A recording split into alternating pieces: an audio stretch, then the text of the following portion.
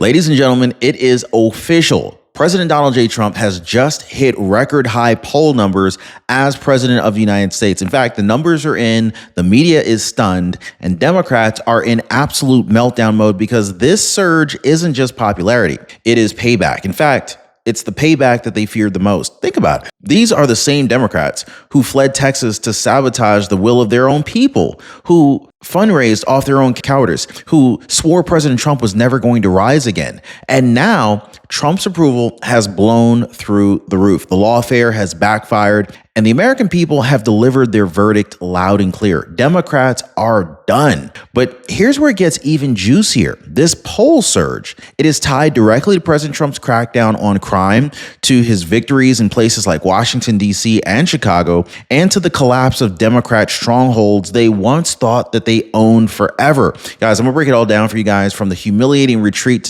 of Texas Democrats to Lisa Cook's mortgage fraud scandals at the Fed to Letitia James being reduced down to a parade show. Oh, Letitia James, she got cooked. Drop a 47 if you're happy to hear about the news about President Trump. And you're not going to believe what's happening behind the scenes with Chicago Mayor Brandon Johnson and why his desperate excuses just fuel President Trump's rise even farther. So hit the like button, subscribe, stick with me, guys, because by the end of this video, you're going to see exactly how the surge of President Trump in the polls is more than just a poll number. In fact, it is the death sentence of the Democratic Party as we know it. Now, what we're witnessing right here, it's historic. President Trump's rise it's not slowing down at all. I don't care what CNN or MSNBC says about it. It's clearly not slowing down. It's actually only getting started. And the payback, well, it's only just begun. So write down this date, September 5th, 2025. Remember that date because history is being made under President Donald J. Trump. In fact, the latest numbers just dropped and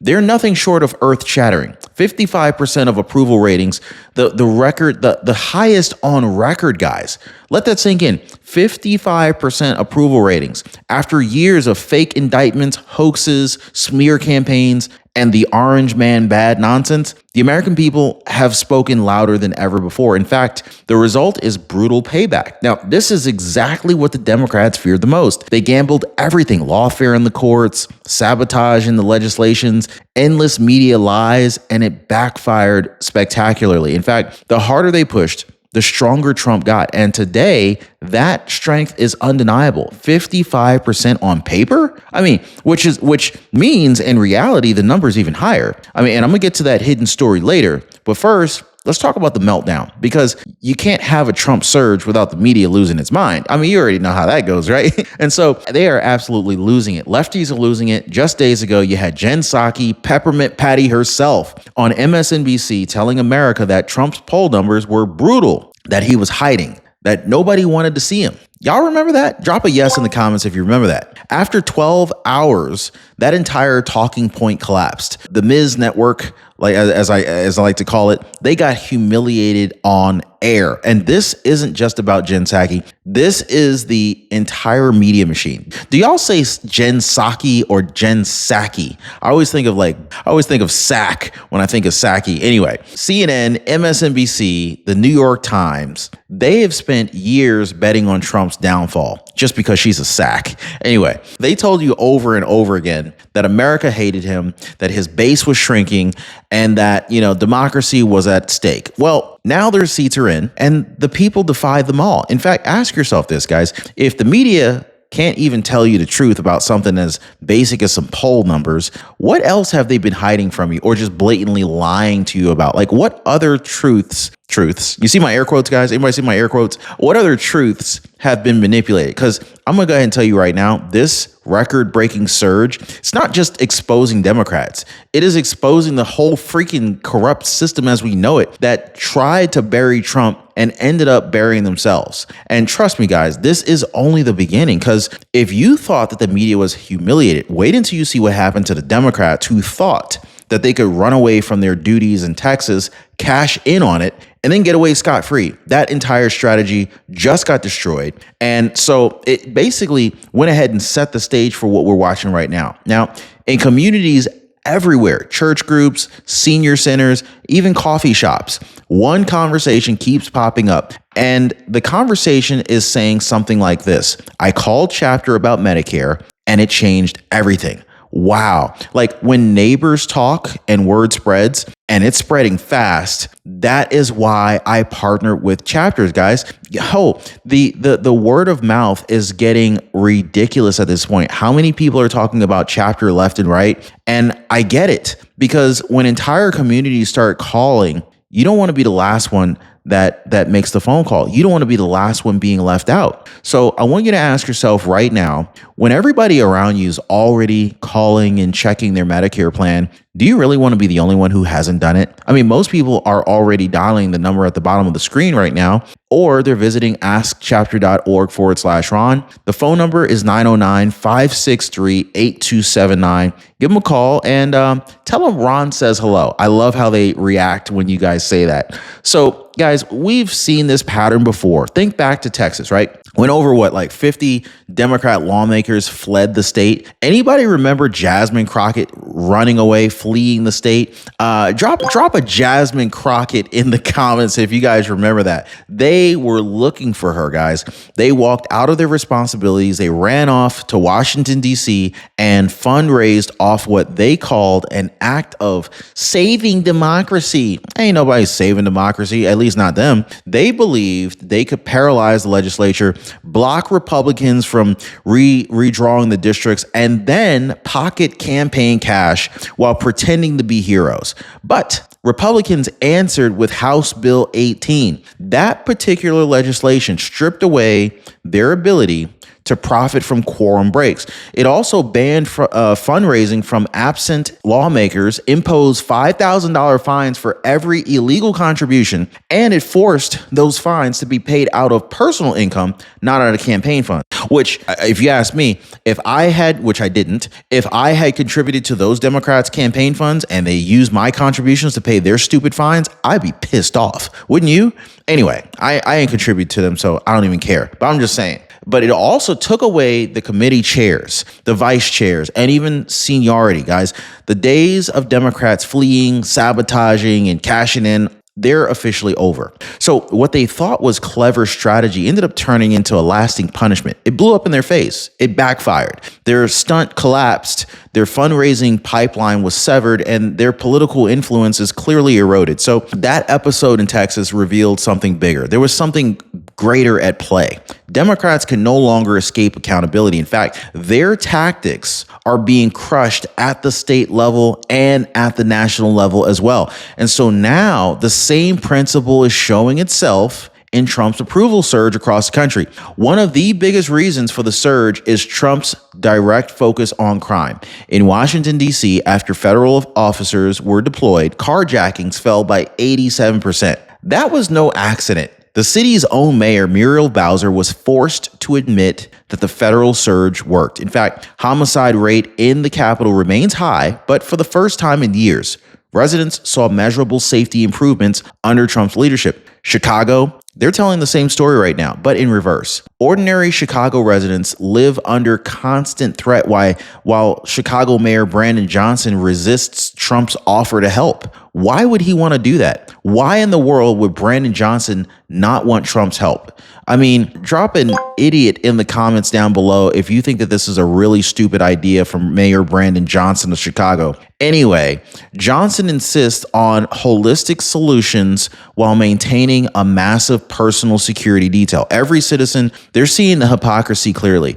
President Trump is willing to send resources and restore order, but Democrat leadership, they're resisting because it doesn't fit into their political narrative. This is why Trump's approval has spiked. The contrast couldn't be any more clear. Now, on the one side, a president willing to use federal power to help restore safety. But on the other side, you got Democrat mayors like Chicago Brandon Johnson who protect criminals while citizens are paying the price. For millions of Americans, this is not about party. It's about survival. It's about security. It's about freedom. And if survival and security mean something to you, let me know in the comments right now. Just drop a freedom for me. Now, this explains why poll numbers are rising to levels that we've never seen before. Not long ago, Democrats were boasting about a so-called blue wave. Y'all remember that, right? They talked openly about flipping Texas, insisting demographic changes were going to tilt the state in their favor. National outlets ran stories claiming the Lone Star State was on the verge of turning blue. We all heard that. But the reality is the exact opposite. Texas has become redder, not bluer. Florida has moved in the same direction. These two states, among the largest in the nation, are now locked firmly in the Republican column for the foreseeable future. I mean, Florida Democrats themselves have already admitted as much. Their own Senate Minority Leader abandoned the party, declaring it effectively dead. These are not minor states. These are electoral powerhouses, guys. I mean, together they represent the end of the Democrats' dream of permanent national dominance. Trump's surge in approval, this is the seal, this is the nail in the coffin. This confirms what many suspected, but the media refused to acknowledge. The Democrat Party's grip on major states is broken, and its decline is accelerating. Right alongside its political collapse, the so-called establishment figures who once led the charge against Trump, they're now the ones that are being exposed. I mean, at the Federal Reserve, guys, the freaking Fed,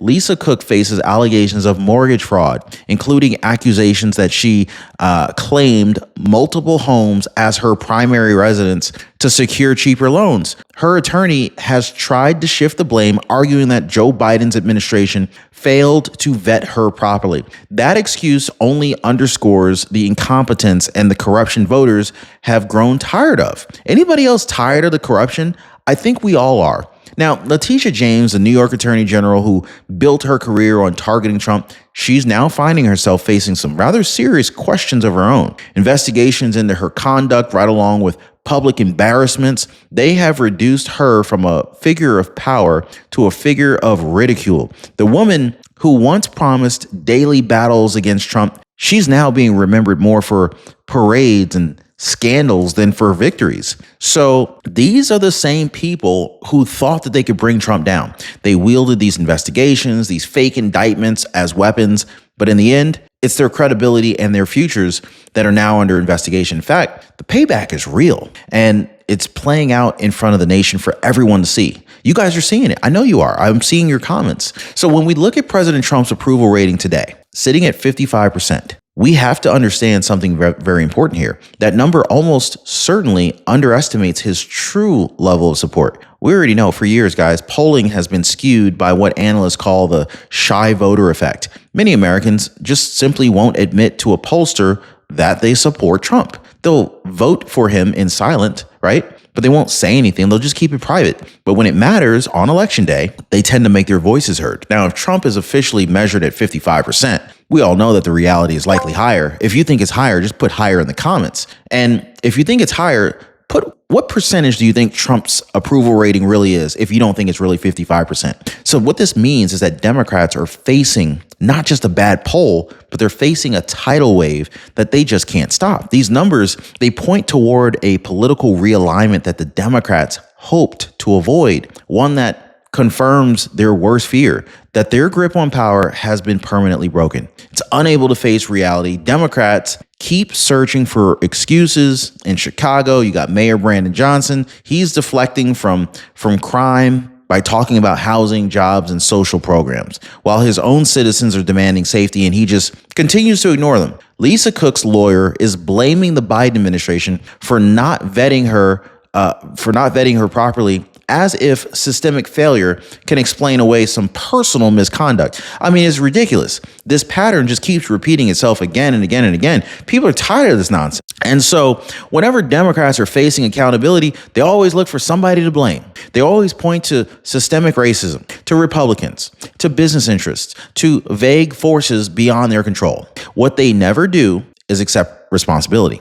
I mean, am I wrong? Or am I right? What my mentor says, am I right or am I right? Right? And so voters are noticing the pattern. Voters are smarter than they want to admit, okay? Americans see leaders who refuse to admit fault, while ordinary families are bearing the consequences of their failed policies. This refusal to own their mistakes is not being accepted by voters anymore. They want accountability. Voters are not buying their excuses anymore. They want leaders who will protect their communities, secure their borders, and respect their voices. Trump's surge is clearly a direct answer to those demands. So while Democrats are remaining stuck in a cycle of denial and blame, President Trump is clearly pulling ahead here. Now, Trump's record approval, I misstated. Trump's record high approval rate, because it's not just a record approval rating. We have to say Trump's record high approval rating is more than just a number on a poll. This is the verdict of the American people.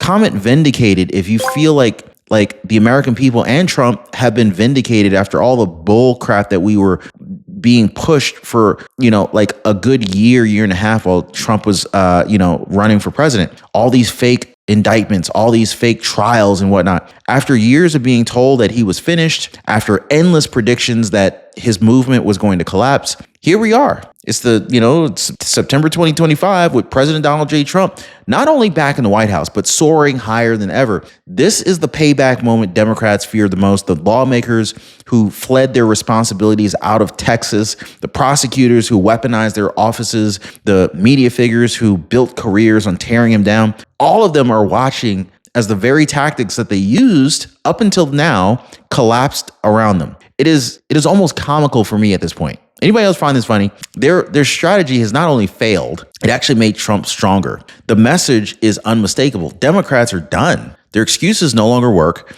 Their scandals have caught up to them, and the American people, they've delivered judgment. Trump's rise is not temporary. It is a signal that the political landscape has clearly shifted for good. And this brings us to the larger truth. This is not just about Trump's numbers, guys. It's about a country that's tired of getting lied to, tired of being unsafe, tired of watching leaders escape responsibility. The payback is not just against the Democrat Party. It is against the entire establishment that thought that it could ignore the will of the people. So remember this, guys. We are witnessing history in real time. The payback is happening right now, and it's only growing stronger. So I want you to stay engaged, stay informed, stay vocal, because the movement belongs to us, okay? And make sure you like this video, share it with others, hit the subscribe button so you don't miss what comes next, because YouTube believes you're really going to enjoy the next video that just popped up on your screen. I promise you, it connects directly to everything we talked about today. Click it now. Let's keep this momentum going. I'll see y'all on the next one.